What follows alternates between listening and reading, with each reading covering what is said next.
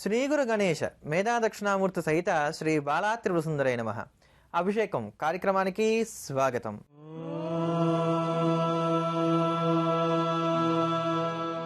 వందే శంభు ఉమాపతిం సురగురుం వందే జగత్కారణం వందే పన్నగ భూషణం మృగధరం వందే పశూనాం పతిం వందే సూర్య శశాంక వహ్నినయనం వందే ముకుంద ప్రియం వందే భక్త జనాశ్రయం చ వరదం వందే శివం శంకరం. ఈరోజు కార్యక్రమంలో భవ్యమైనటువంటి స్తోత్రములతో పాటుగా ఏవైతే మనకి దౌర్భాగ్యములు కలుగుతున్నాయంటే రుణాలు చేయటం కానీ, ఒకరి దగ్గరికి వెళ్ళి యాచించవలసినటువంటి స్థితి ఏర్పడడం కానీ, ఇటువంటి దోషాలు కలుగుతున్నాయో వీటన్నిటిలోంచి మనం బయటపడడానికి గాను ఉపకరించేటువంటి లలితా సహస్రనామ స్తోత్రంలో ఉండేటువంటి అద్భుతమైనటువంటి నామాన్ని గురించి, అదే ప్రకారంగా ప్రభుత్వోద్యోగం కోసం కానీ ఎవరైతే ప్రయత్నాలు చేస్తున్నారో వారికి ఉపకరించేటువంటి పరిహారాన్ని గురించి తెలుసుకుందాం. మనం ప్రతిరోజు కూడా కార్యక్రమాన్ని ప్రారంభం చేసుకోబోయే ముందుగా సదాచారంలో భాగంగా ఏ ప్రకారంగా మన నడవడిక ఉన్నట్లయితే ఐశ్వర్యాన్ని సముపార్జన చేసుకోవచ్చో, స్థిరమైనటువంటి లక్ష్మీ కటాక్షాన్ని పొందవచ్చో మనం నిన్నటి వరకు కూడా తెలుసుకున్నాం కదా. నేటి నుండి ప్రారంభం చేసి వివిధమైనటువంటి దృష్టి దోషాల గురించి తెలుసుకుందాం. అందులో ప్రధానంగా ఎవరైతే వ్యాపారస్తులు ఉన్నారో వాళ్ళ వ్యాపారాలకి దృష్టి దోషాలు తగలకుండా ఉండటానికి గాను వాళ్ళు పాటించుకోవాల్సినటువంటి విభిన్నమైనటువంటి పరిహారాల గురించి నేటి నుండి తెలుసుకునేటువంటి ప్రయత్నం చేద్దాం. వ్యాపారంలో సాధారణంగా చిరు వ్యాపారస్తులు ఎవరైతే ఉంటారో, అంటే కాంటా వ్యాపారాలు చేస్తూ ఉంటారు, తూకం వేసి మనకి తూచి ఇచ్చేటువంటి వ్యాపారదారులు ఉంటూ ఉంటారు. వీళ్ళకి తరచుగా దృష్టి దోషం తగలడానికి ఆస్కారం ఎక్కువగా ఉంటూ ఉంటుంది. ఈ యొక్క కాంటా కనుక సరిగ్గా లేకపోయినా దాని మీద కూడని వాళ్ళు ఎవరైనా చేయబెడుతూ ఉంటారు. ఒకసారి అందులో ఉన్నటువంటి కూరగాయలు తీయడం కోసమనో, లేకపోతే తూకం రాళ్ళు పట్టడం కోసం అని చెప్పనో కొంతమంది చేతులు పెడుతూ ఉంటారు. ఈ చెయ్యి ఎవరైతే జరుపుతున్నారో లేకపోతే పెడుతున్నారో వారు కనుక మంచి మనసుతో పెట్టకపోతే అది ప్రబలమైనటువంటి దృష్టి దోషంగా ఉండి మనకి ఎప్పుడు కూడా ఏదో ఒక ఇబ్బంది రావడానికి కానీ ఆస్కారం ఏర్పడుతూ ఉంటుంది. ఇటువంటి చిరు వ్యాపారాలకి దోషం పోవడానికి గాను ఆ కాంటాలో వ్యాపారం ప్రారంభం చేయడానికి ముందుగా చిన్న కర్పూరం బిళ్ళబెట్టి కర్పూరాన్ని వెలిగించాలి. తక్కట్లో రెండు వైపులా, ఎక్కడైతే రాయి పెడుతున్నామో తూకం రాయి అటువైపు, తూకం తూయడానికి కానీ పదార్థాలు ఉంచేటువంటి చోట ఏదైతే ఉందో అటువైపు, రెండు వైపులా కూడా కర్పూరం బిళ్ళలు పెట్టి చక్కగా వెలిగించాలి. అలా వెలిగించినట్లయితే ఇటువంటి దోషాలన్నీ కూడా తొలగిపోతాయి. అలా కర్పూరం వెలిగించి అది ఆరిపోయిన తర్వాత, కొండెక్కిన తర్వాత తిరిగి మళ్ళీ వ్యాపారం అనేది ఏదైతే ఉందో అది చక్కగా చేసుకుంటూ ఉండొచ్చు. ఇది షాపు తెరిచిన తర్వాత వ్యాపారం మొదలుపెట్టే ముందు చేయాలి. ఇలా చేస్తూ రావటం వల్ల చిరు వ్యాపారులకు చక్కగా వృద్ధి చెందడానికి, వారికి ఉండేటువంటి వ్యాపారానికి ఉండే దృష్టి దోషాన్ని పోగొట్టుకోవడానికి కానీ ఆస్కారాలు ఏర్పడతాయి. అదే ప్రకారంగా నేటి రోజున మనకి సోమవారం అనగానే మనందరికీ కూడా గుర్తుకు వచ్చేటువంటి దైవం సాక్షాత్తు సదాశివుడు. ఎవరైతే సోమవారం నాడు ఈశ్వరారాధన చేస్తారో వారు కోరుకున్నటువంటివన్నీ కూడా స్వామి అనుగ్రహించి తీరతాడు. అమృతత్వాన్ని కలిగినటువంటి వాడు చంద్రుడు. ఆ చంద్రుడిని స్వామివారు అనుగ్రహించినటువంటి రోజు సోమవారం కనుక మనం కోరుకునేటువంటి వరాలన్నీ కూడా అమృతతత్వ సిద్ధిని పొందే విధంగా, అంటే ఫలప్రదమయ్యే విధంగా స్వామి అనుగ్రహిస్తాడు. కనుక సోమవారం నాడు చేసేటువంటి శివారాధనకు విశేషమైనటువంటి ప్రాముఖ్యత ఉంది. ఆ క్రమంలో ఈ రోజున మనందరికీ కూడా ఆర్థిక పరంగా మనం వృద్ధి చెందడానికి గాను దోహదపడేటువంటిది, మనకు ఉండేటువంటి రుణాలన్నీ కూడా తీర్చివేసేది ఉంటుంది, తీవ్రమైన కష్టాల నుంచి మనల్ని బయటపడేసేటువంటిది అయినటువంటి దారిద్ర్య దుఃఖ దహన స్తోత్రాన్ని శ్రవణం చేద్దాం. తద్వారా ధన్యులమవుదాం.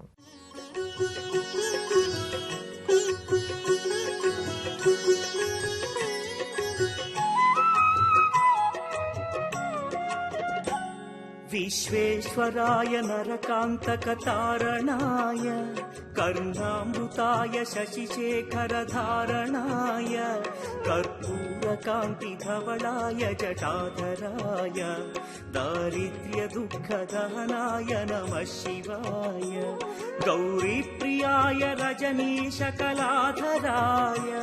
कालान्तकाय भुजगाधिपकङ्कणाय गङ्गाधराय गजराज विमर्दनाय दारिद्र्यदुःखदहनाय नमः शिवाय दारिद्र्यदुःखदहनाय नमः शिवाय.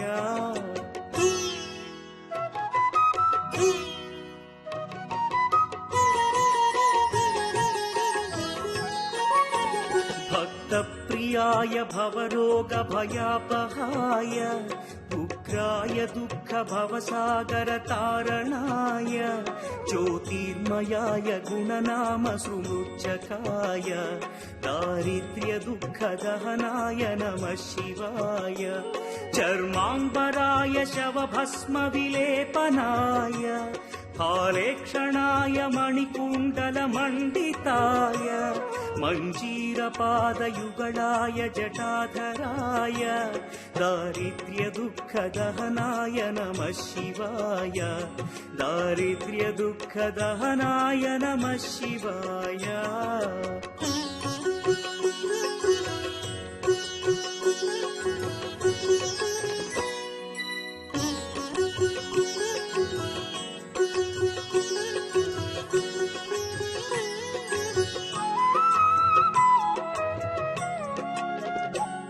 శివపురాణాన్ని అనుసరించి దేవతలందరూ కూడా నిత్యం కూడా శివపంచాక్షరి మహామంత్రమును జపం చేస్తూ ఉంటారట. శైవ పంచాక్షరి మంత్ర ప్రభావం చేతనే దేవతలు కూడా తమ కష్టాలను పోగొట్టుకుంటున్నారు అని చెప్పని శివపురాణం మనకు తెలియజేస్తోంది. సృష్టి ఆదియంతు బ్రహ్మదేవుడికి సృష్టి ఏ ప్రకారం చేయాలో తెలియక ఈ శివపంచాక్షరి మహామంత్రాన్ని శరణవేడినప్పుడే పరమాత్మ అర్ధనారీశ్వరుడిగా సాక్షాత్కరించి స్త్రీ పురుష భేదాన్ని ఏర్పాటు చేసి సృష్టి చేయాలి అని చెప్పని బ్రహ్మకు కర్తవ్యాన్ని బోధ చేశాడు. ఇదే శివపంచాక్షిని జపం చేసినప్పుడు పరమాత్మ సాక్షాత్కరించి మహావిష్ణువుకు సుదర్శన చక్రాన్ని అనుగ్రహించాడు. విష్ణుమూర్తికి స్థితికర్తృత్వాన్ని కూడా అనుగ్రహించడం జరిగింది. ఇదే శివపంచాక్షరి మహామంత్రమును నిత్యం కూడా జపం చేసిన కారణం చేతనే రామచంద్రమూర్తి రావణ సంహారాది ఘనకార్యాలన్నీ కూడా చేయగలిగినట్టుగా మనకి పురాణాలు తెలియజేస్తూ వస్తున్నాయి. ఈ శివపంచాక్షరి మహామంత్రము నిత్యం జపం చేస్తూ ఉండేటువంటి కారణం చేతనే మహాలక్ష్మీదేవి ఐశ్వర్యానికి అధిష్టాన దేవతగా ఉంది. శివపంచాక్షరి మహామంత్రాన్ని నిత్యం జపం చేసినటువంటి కారణం చేతనే కుబేరుడు పరమేశ్వరుడికి స్నేహితుడిగా వర్ధిల్లగలుగుతున్నాడు. శివపంచాక్షరి మహామంత్రాన్ని నిత్యం జపం చేసిన కారణం చేతనే పార్వతీ అమ్మవారు పరమేశ్వరుల అర్ధభాగాన్ని పొందగలిగారంటూ అసాధ్యాలు కూడా సుసాధ్యాలు అవడానికి దేవతలు సైతం నిత్యం పంచాక్షరి మహామంత్రాన్ని జపం చేస్తుంటారని శివపురాణం మనకు తెలియజేస్తోంది. ఇంతటి అద్భుతాలన్నీ కూడా శివపురాణంలో మనకి కేవలం పంచాక్షరి మహామంత్ర ప్రభావం చేతనే జరుగుతాయని చెప్తున్నారు కనుక ఎవరైతే నిత్యం వదిలిపెట్టక ఓం నమః శివాయ ఓం నమః శివాయ ఓం నమః శివాయ అంటూ నిరంతరాయంగా జపం చేస్తూ ఉంటారో వారికి ఎటువంటి గ్రహదోషాలు అంటమనడంలో ఎంతమాత్రం అతిశయోక్తి లేదు. అంతటి పరమ పవిత్రమైన పావనప్రదాయకమైన దేవతలు కూడా నిత్యం జపించేటువంటి ఆ పంచాక్షరి మహామంత్రాన్ని జపిద్దాం, తరిద్దాం.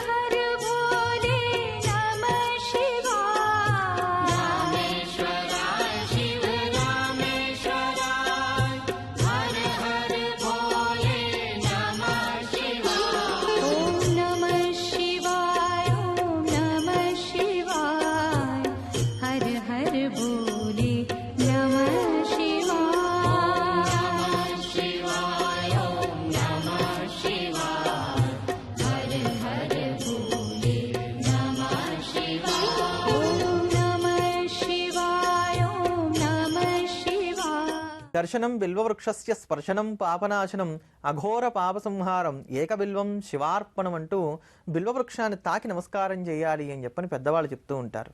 మారేడు చెట్టుకి శ్రీవృక్షము అని పేరు. అది సాక్షాత్తు లక్ష్మీ స్వరూపం. ఒకానొక సమయంలో మహాలక్ష్మి ఈశ్వరుడి కోసం తపస్సు చేయగా లక్ష్మీదేవియే తనను తానుగా వృక్షరూపంగా మార్చుకుందిట పరమేశ్వరుడికి అంకితం అవడం కోసం అని చెప్పని. అలా మారినటువంటి చెట్టే మారేడు చెట్టు. శ్రీయే వృక్షరూపంగా మారింది కనుక, లక్ష్మీయే వృక్షరూపంగా మారింది కనుక ఆ చెట్టుకు శ్రీవృక్షము మారేడు వృక్షం అనేటువంటి పేరు వచ్చింది. అది త్రిగుణములకు ప్రతీకగా ఉంటాయి. అందులో ఉండేటువంటి ఆకులన్నీ కూడా మూడు దళాలుగా కనబడుతూ ఉంటాయి. సత్వగుణము, రజోగుణము, తమోగుణం అనేటువంటి గుణత్రయానికి ప్రతీకగా ఉంటుంది.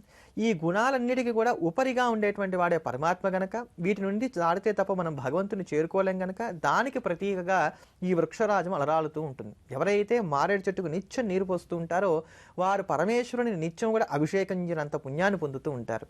ఎవరైతే మారేడు చెట్టు మొదట్లో మేలిమి గంధాన్ని రాసి రోజు కూడా ఆ మారేడు చెట్టు మొదట్లో దీపారాధన చేస్తూ ఉంటారో, తూర్పు దిక్కుగా శిఖ వెలిగే విధంగా వారింట్లో లేదు అనేటువంటి పదం లేకుండా ఎప్పుడు ఏది అవసరమో దానికి కావాల్సినటువంటి సమృద్ధి అంతా కూడా ఏర్పడుతూ ఉంటుందని చెప్పని మనకి శివపురాణం చాలా ప్రమాణంగా చెప్తూ వస్తోంది. అంతేగాక పొద్దున్న నిద్రలేవగానే ఒక్కసారి నమస్కారం చేస్తే చరట ఆ మారేడు చెట్టుకి సమస్తమైనటువంటి పాపాలు కూడా హరించుకుపోతాయి. భూమండలంలో ఉండేటువంటి ఎన్ని రకాల పుష్పాలు ఉన్నాయో, ఎన్ని రకాల సుగంధభరితమైనటువంటి పత్రాలు ఉన్నాయో వీటన్నిటిని కూడా అర్పిస్తే పరమాత్మకి ఎంత పుణ్యమో ఒక్క మారేడు దళాన్ని సమర్పణ చేసినట్లయితే అంత పుణ్యం కలుగుతుంది అని చెప్పని. అందుకని అటువంటి మారేడు దళాలతో చేసేటువంటి శివార్చన అనంతమైనటువంటి ఫలప్రదాయకం అవుతుంది. అటువంటి మారేడు దళాలకు సంబంధించినటువంటి బిల్వాష్టకాన్ని శ్రవణం చేద్దాం, ధన్యులమవుదాం. త్రిదళం త్రిగుణాకారం త్రినేత్రం చ త్రియాయుధం త్రిజన్మ పాప సంహారం ఏకబిల్వం శివార్పణం త్రిశాఖైః బిల్వపత్రైశ్చ అచ్ఛిద్రైః కోమలైః శుభైః తవ పూజాం కరిష్యామి ఏకబిల్వం శివార్పణం కోటికన్యా మహాదానం తిలపర్వతకోటయః కాంచనం శీలదానేన ఏకబిల్వం శివార్పణం కాశీక్షేత్ర నివాసం చ కాలభైరవ దర్శనం ప్రయాగే మాధవం దృష్ట్వా ఏకబిల్వం శివార్పణం ఇందువారే వ్రతం స్థిత్వా నిరాహారో మహేశ్వర నక్తం హౌష్యామి దేవేశ ఏకబిల్వం శివార్పణం రామలింగ ప్రతిష్ఠా చ వైవాహిక కృతం తథా తటాకాది చ సంతానం ఏకబిల్వం శివార్పణం అఖండ బిల్వపత్రం చ ఆయుతం శివపూజనం కృతం నామ సహస్రేణ ఏకబిల్వం శివార్పణం ఉమయా సహ దేవేశ నందివాహనమేవ చ భస్మలేపన సర్వాంగం ఏకబిల్వం శివార్పణం సాలగ్రామేషు విప్రాణాం తటాకం దశకూపయో యజ్ఞకోటి సహస్రశ్చ ఏకబిల్వం శివార్పణం దంతికోటి సహస్రేషు అశ్వమేధ శతక్రతౌ కోటి కన్యా మహాదానం ఏకబిల్వం శివార్పణం బిల్వానాం దర్శనం పుణ్యం స్పర్శనం పాపనాశనం అఘోర పాప సంహారం ఏకబిల్వం శివార్పణం. ఏకమేవాద్వితీయం బ్రహ్మ నాణ్యదస్తి కదాచన అని ఉపనిషత్తు చెప్తూ వస్తోంది. అంటే ఉన్నదంతా కూడా ఒకటే పరమాత్మట, ఇంకా వేరే వస్తువు ఏదీ లేదు. ఆ పరమాత్మకి సృష్టి ఆది యందు అహం భవిష్యామి, నేను అనేకమవుదునుగాక అనేటువంటి ఒక కోరిక కలిగిందిట. అప్పుడు ఆయన నుంచి సృష్టి అంతా ఏర్పడింది. ఎలా ఏర్పడింది అని అంటే ముందుగా వారి యొక్క ఎడమ భాగం ఏదైతే ఉందో అదొక స్త్రీ స్వరూపాన్ని, కుడి భాగం ఏదైతే ఉందో అదొక పురుష స్వరూపాన్ని సంతరించుకుందిట. ఈ స్త్రీ పురుష మిథునం కారణం చేతనే ఈ సృష్టి అంతా ఏర్పడింది అంటూ ఆది ఎందున్నటువంటి పురుషుడిని పరమేశ్వరుడని, ఆది ఎందున్నటువంటి స్త్రీమూర్తిని పార్వతీదేవని చెప్పని, వీరిద్దరి యొక్క యుగళం కారణం చేతనే శివాది క్షితి పర్యంతంగా మనం చూస్తున్నటువంటి ప్రపంచమంతా కూడా ఏర్పడినట్లుగా తత్వవేత్తలు మనకి తెలియజేస్తూ వస్తున్నారు. ఇటువంటి తత్వానికి మూలమైనటువంటిది, ఇటువంటి సృష్టి అంతటి కూడా మూలమైనటువంటిది అర్ధనారీశ్వర స్వరూపం గనక మంత్రశాస్త్రాన్ని అనుసరించి ఎవరైతే అర్ధనారీశ్వర స్వరూపంగా పరమేశ్వరుని ఆరాధన చేస్తూ ఉంటారో వారికి అసాధ్యములన్నీ కూడా సుసాధ్యములవుతూ ఉంటాయని, ప్రకృతి వశీభూతమై ఉంటుందని, అపజయం అనేది కలగకుండా ఉంటుందని చెప్పని దీనికి ప్రమాణంగా తెలియజేస్తూ వచ్చారు. దీన్ని దృష్టి యందు ఉంచుకొని శంకర భగవత్పాదాచార్యుల వారు ఈ ప్రపంచమంతా కూడా శివసత్యాత్మకం అని చెప్పడానికి అర్ధనారీశ్వర స్తోత్రాన్ని మనకు అనుగ్రహించారు.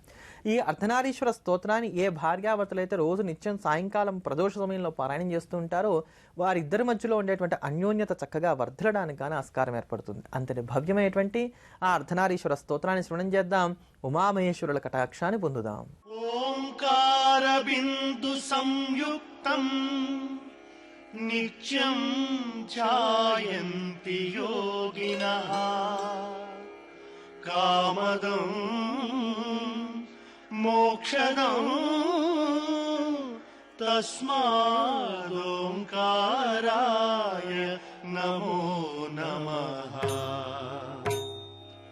ఓం నం నమంతి మునయః సర్వే నమంత్యప్సరసాంగణాః నరాణామాదిదేవానాం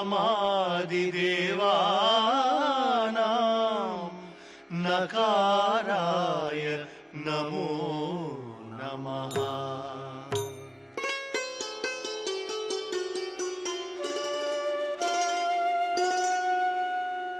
ఓం మం మహత్తత్వం మహాదేవ ప్రియం జ్ఞానప్రదం పరం మహాపాపహరం తస్మాన్మకారాయ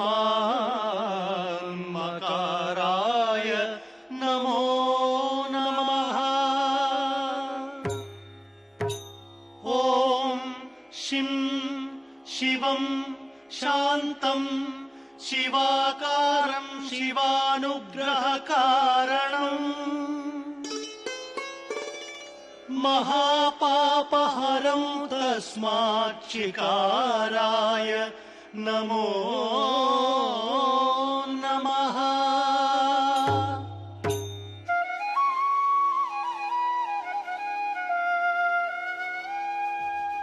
ఓం వాం వాహనం వృషభో యస్య వాసుకీ కంఠభూషణం వామశక్తిధరం దేవం వకారాయ నమో నమః.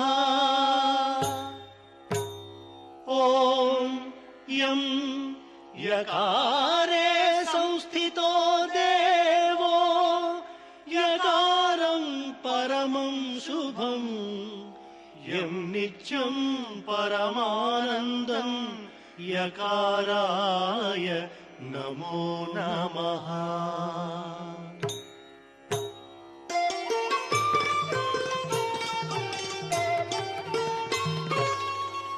యః క్షీరాంబుధిమంథనోద్భవమః హాలాహలం భీకరం